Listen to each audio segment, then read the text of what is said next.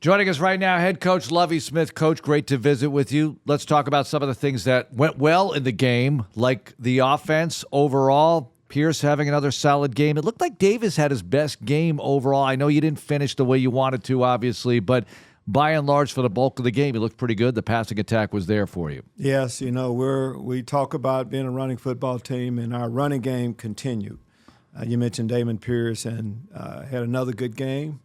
Even checking some of the check downs, but check downs were coming from Davis Mills, and he did. He had his best game yesterday. A lot of things have gone into that. Normal growth behind the scenes, but I thought he had great pocket awareness. I thought he moved around enough to be able to get his throws off, check downs, then making some tough throws a few times with pressure. So like what he was able to do for the most part. What he'll tell you is he liked it right up until, that like one of those last passes, we can't have it, but like what he's doing. Coach, a lot of players will feed off of confidence. For a guy that hasn't started a lot just in his college and pro career, he's getting more starts as he goes. How much is confidence playing into the way that Davis played yesterday? Because we've seen games where it feels like he gets a couple passes early on, and he seems to get his confidence, and boy, he's hard to stop. And it kind of felt like it was that way yesterday. How much does confidence sort of play into the way he's playing? I think confidence definitely does. I think just experience, first off. You mentioned not playing a lot of ball. And every time you're out there, you see something different, and you're right. You make a few good plays, and you say, yeah, all right, that's pretty good. That's what I'm capable of doing. That has to help throughout. And with what we've gone through, he's been in a lot of different situations, behind, having to catch up, ahead, all the different situations. I talk a little bit about, being mobile in the pocket, finding ways. Mm-hmm. Thought the game plan was good for him yesterday. We had them on their heels a lot of the time. Area, though, they were 3 for 3 in the red zone. We were 1 for 3, situations like that. And then we plan on giving Davis a little bit of help, too. No takeaways yesterday on the defensive side, just more opportunities. He will do something with the ball if we continue to give him the ball. Yeah, a couple more things about him, Coach. You mentioned improvisation and him making plays off schedule or whatever. He also had those shovel push passes on the fly. That seemed to be a new wrinkle, and he had a couple of other plays where he did something that might have been a little bit off script because the original call wasn't going to work out or for whatever reason. Yeah, and that's what I mean by, you're right, confidence helps you when you've done something, but a part of his game that you haven't done, we haven't seen him make some plays like that, but the more you continue to play and it becomes something that's natural for you to find ways to push the ball down the field. Coach, I know you've seen this throughout your time in the NFL, where a player maybe doesn't get all the opportunity in the world. Maybe he goes to a different team, and then he comes back, and maybe it's good, maybe it's bad. But Jordan Akins did some good things for this team, came back in 2022, and I don't know what your expectations are for him. I don't know that we knew what the expectations were. Is he going to get on the field? Is he not? But every time he's gone on the field, he has just continued to give you guys more and more. Yesterday, 3 catches, 2 on third downs for first down, 1 on fourth down for a first down. I don't know if you expected this, but the more that he's given you, I would imagine that gives you more and more confidence that you want to continue to use him. What have you seen from him that's made him that successful coming back to the Texans? Well, I think that's a correct statement I think he may be the most improved player on our team. Yeah, you're right. And go through training camp with us, and I barely remember him from last year. But what he's done for us now, what we noticed early on is that he's just not your typical tight end. He can run, and he can catch, and he's competitive, and just a second effort. All those things you talk about, and taking advantage of an opportunity. Right now, our tight end position, if you just look at them as a whole, it's pretty strong. Yeah. O.J. Howard has been good, getting Brevin back yesterday. Teagan, of course, is getting close to coming back, and that's an area for us to be able to use that group a little bit more. When you do get Teagan back or into the flow for the first time, really, since the preseason, what can we expect from him as he gets going? I know day 1 might not be as good as day 5, whatever, game 5, but tell us about that, Coach. Well, as we talk about, Jordan Akins, Jordan's, his strong suit maybe is in the passing game more so than the running game. But for Teagan, in that group of tight ends, I would say he would be the guy that would fit the description of a true Y. I'm talking about a guy that can be an inline blocker, helping a little bit more maybe with the running game, but with also enough pass catching ability to be able to be a threat there also. So toughness, I'm just excited about what he's going to bring to the table too. Coach, it felt like you were asked about Christian Harris for about 4 straight weeks and maybe 4 or 5 times at press conference. And I know yesterday is the first time that he played in a football game since January 10th of 2022. So he went over 10 months not playing football. When you take all that into consideration and dealing with the injury and everything, he got a number of snaps yesterday. What was your overall assessment of just watching him out on the field and adapt to a game situation and getting pads back on and playing for the first time in a long time? And again, he's going to play a lot better than he played yesterday. But I love so many things he did yesterday.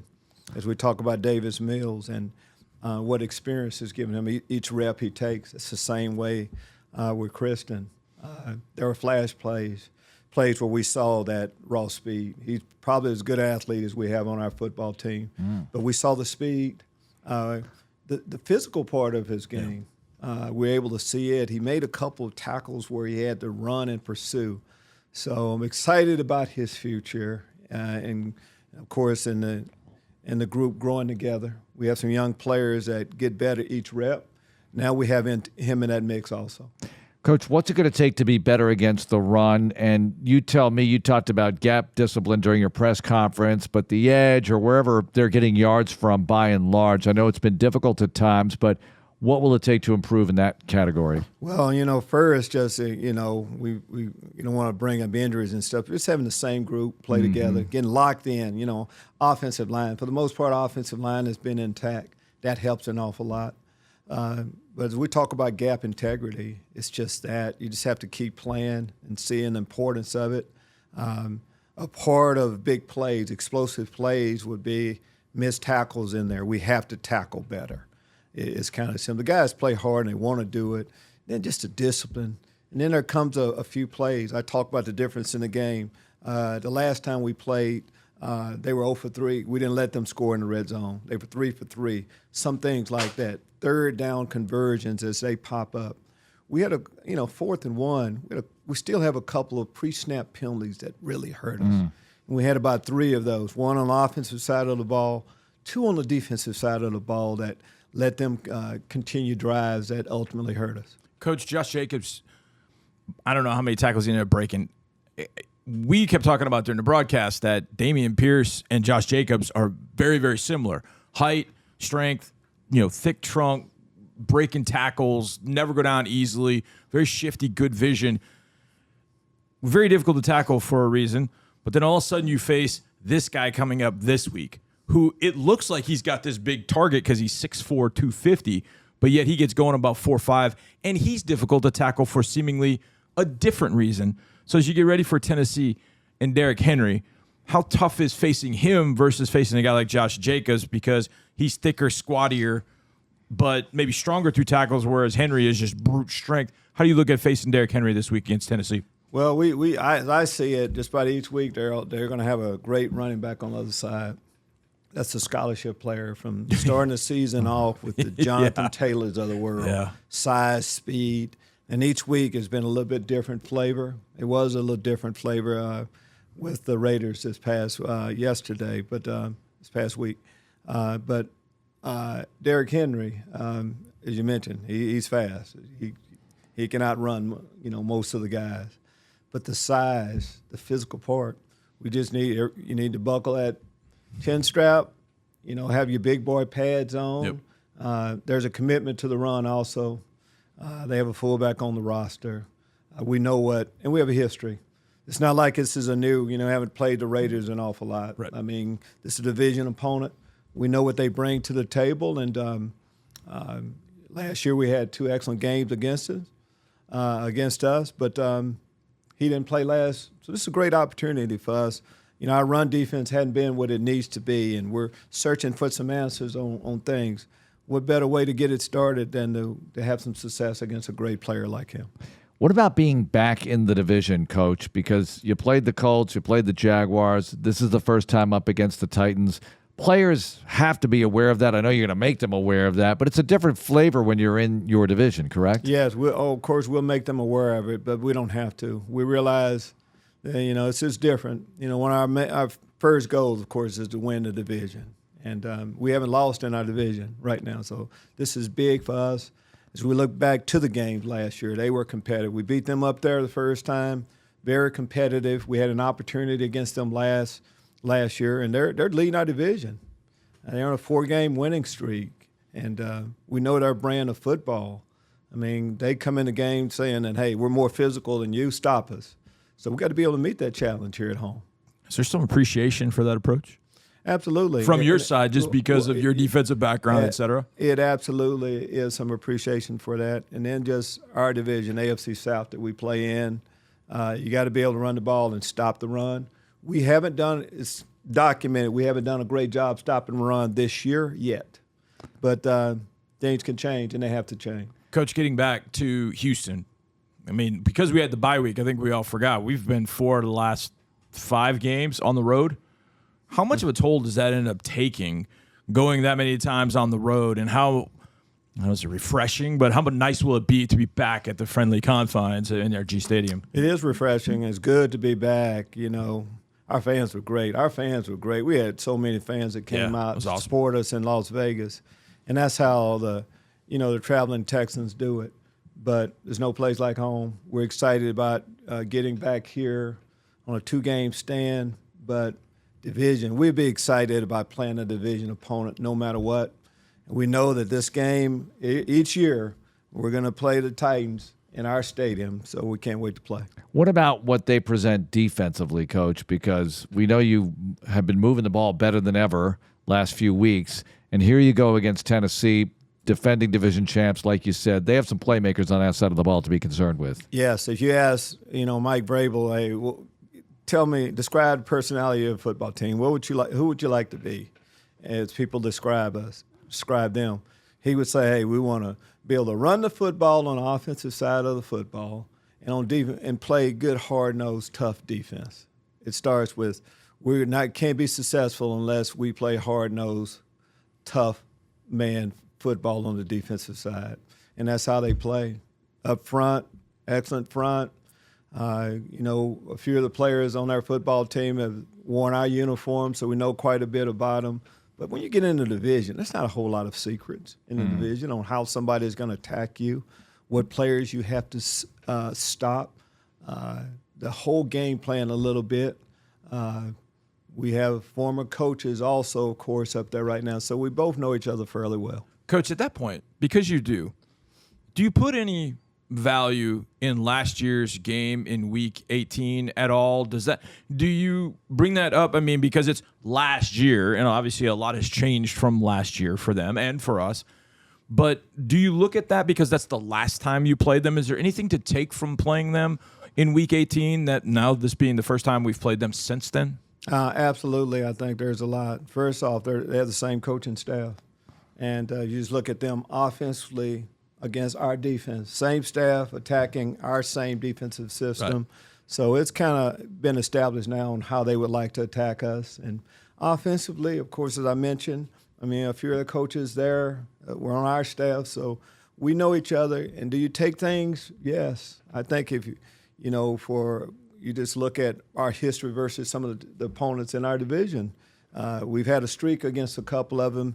That does matter. Seem like in the division, your history kind of goes with you from year to year.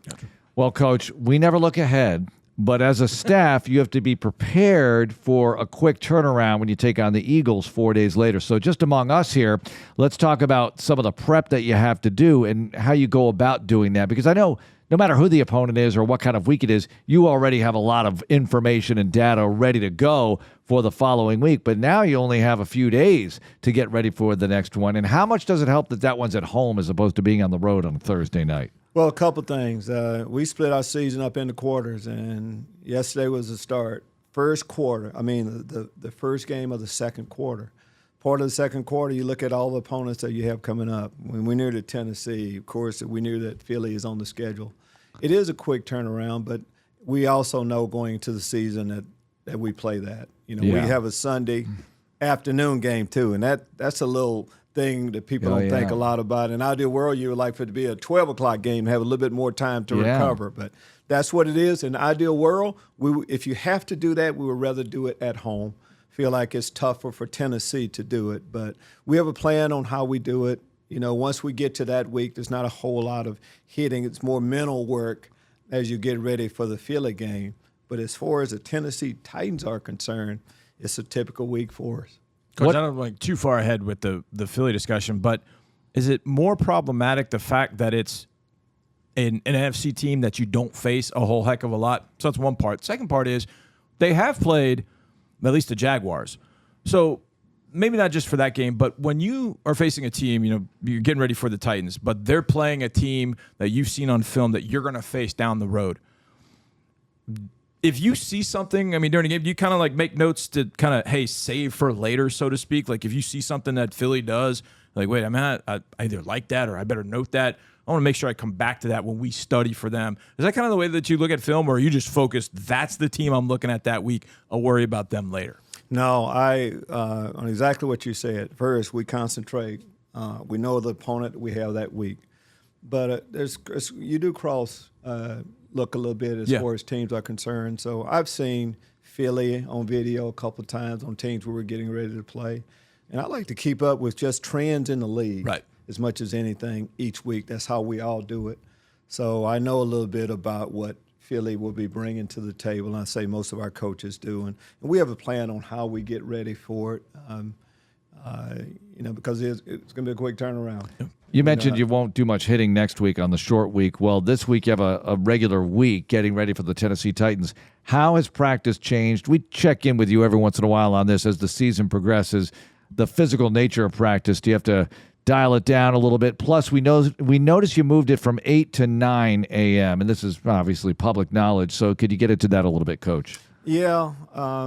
Initially last week we had a little power outage in our building, and that made us adjust.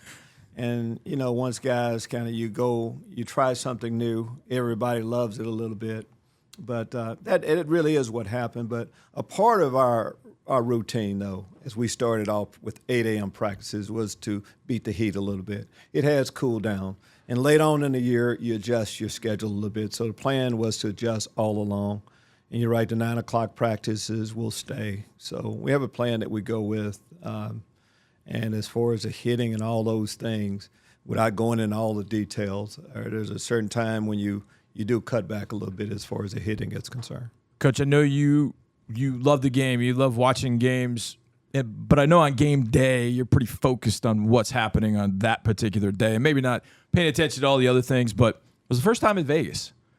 What'd you think of the facility? And obviously you mentioned that there were a lot of Texans fans out there. It was really cool to see the Texans in their sporting their colors. But what'd you think of Las Vegas as a location? What'd you think of the building and just playing the Raiders there? I think it's all good. I was impressed with the stadium. All the new stadiums, are, the latest and greatest in technology, and just everything has been taken into account with it. And it makes sense to have to me, it seemed like there's a lot of entertainment going on in Las Vegas. Yeah. It just makes sense to have NFL football there too. I liked everything about it except the outcome of the game. They had music going almost all game. Live singers. Ton of breaks during the game. And you being a music aficionado, I know you're focused, so you probably weren't paying too much attention. But I'd appreciate that a little bit. No, you do. It's a little different on how it's set up, but that's what you expect. There's entertainment. Las Vegas, entertainment is always going on there, right? So we assume that it would be always going on during the game too. All right, the NRG Bank Ask Coach question of the week. Coach, we're a week away from Halloween, which for my kid is like Super Bowl level excitement. When you were a kid, where did this rank among favorite holidays for you? Did you like Halloween? Did you not? How did you feel about it? And maybe share a costume or two that you might have tried on. Well, as a kid, I can remember back there, and I have a lot of grandkids, and I think they'll probably follow suit with the same thing. First off, Christmas was number one. Sure. Number two, in certain years, Halloween was a close second, though. Ooh. I'll say that. Yeah. There's just so much that goes into dressing up, costume, trick-or-treating. Yep. There's a lot of things to be excited about, and maybe most young kids would even say Halloween is a close first for sure. Yeah. I think so. I think for my kid, it's definitely second behind Christmas. Christmas is gifts for him, among many other things, of course. But Halloween's candy, right? Can't go wrong with that. A lot of candy, and normally candy and children involved in it, they're going to pick candy. I wonder what the Caserio household will be serving up on Halloween. We'll check in with him about that. Coach, thanks so much for joining us. We appreciate it, and good luck this week. Thanks for having me on. Thanks for watching. Subscribe to our channel and ring the bell to know when we post new content.